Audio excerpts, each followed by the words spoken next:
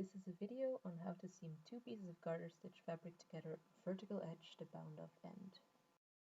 Like with stockinette, this technique is based on mattress stitch, but because we're working with garter stitch, it's a bit different as the fabric has a different width to height ratio with stockinette.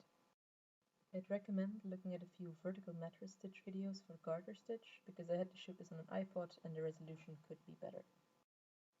There's two ways to do this. The first is via the smiles or the U-shapes at the edge, which makes for a less bulky seam. The second is via the frowns or upside down U-shapes, which makes the seam a bit more bulky but leaves less chance that any loose edge stitches might make a hole in your finished project. First, I'm going to show you how to seam via the outermost smiles at the edge of a project. I'm showing this technique on two swatches I did with blue yarn using a contrasting yellow thread for the actual seaming.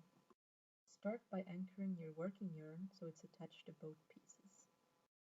I did this by threading my working yarn through the first smile shape from the bottom to the top.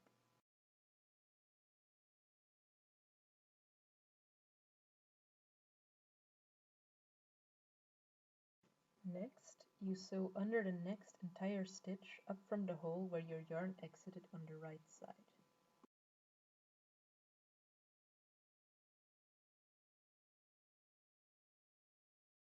Then you pick up the next smile shape, bottom to top, followed by picking up the next stitch from where your working yarn is exiting on the vertical piece. Just keep going like this, smile to stitch and smile to stitch, making sure to always enter on the right side where you exited before picking up the smiles. As you can see, it looks a bit weird at first, but after a while you get the same pattern as if you'd knitted your work to the edge of your other piece. Just keep going until you reach the top. If you have the same amount of smiles as you have cast off stitches, meaning you've knit double the rows as your cast off edge has stitches itself, the two pieces of fabric line up. Now, as you can see, I've been doing this quite loosely, and my working yarn is very visible. To fix this, I'm going back with my needle and just tightening up those yellow stitches by pulling on the loops so my two pieces stay snugly together.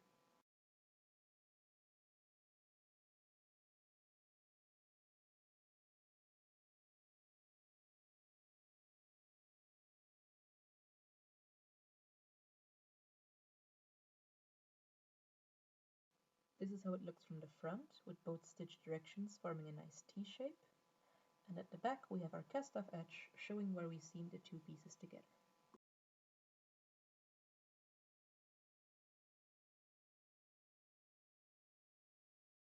Next, we take a look at seaming via the outermost rounds or upside down U-shapes.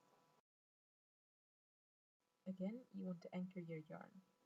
This time, instead of going into the outermost smile, we go into the frown shape next to it, again from the bottom to the top. Then you enter the bound off stitch from our exiting point to the right, just the same as before. Pick up the next frown shape, taking care not to rip your working yarn out of your tapestry needle like I did.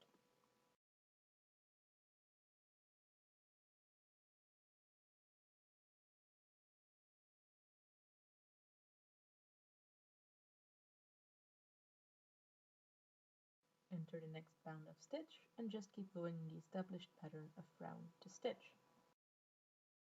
Just like in the first part of the video, you'll see that pretty soon your stitching starts to look like a row of knitting. Just keep going to the top.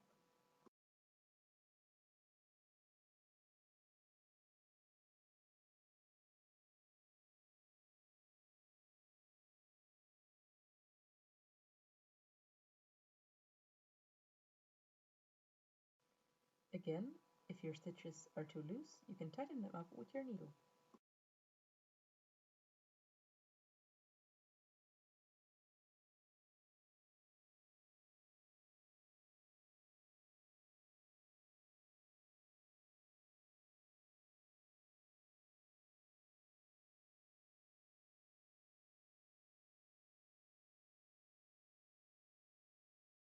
When you're done, you end up again with a T-shape at the front and a more pronounced seam at the back. And you're done! I hope this video was helpful and thanks for watching!